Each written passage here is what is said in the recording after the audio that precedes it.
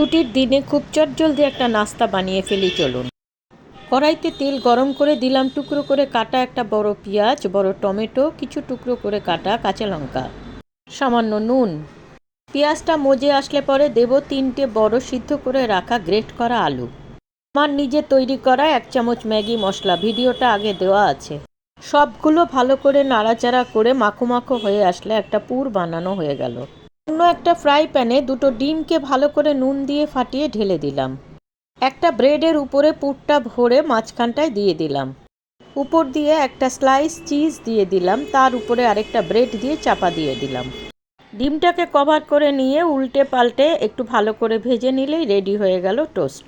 সকালবেলা ব্রেকফাস্টে এরকম একটা চিজি অমলেট টোস্ট দিলে বাড়ির সবাই, বাচ্চা কাচ্চা, হাজব্যান্ড খুব খুশি হয়ে যায়।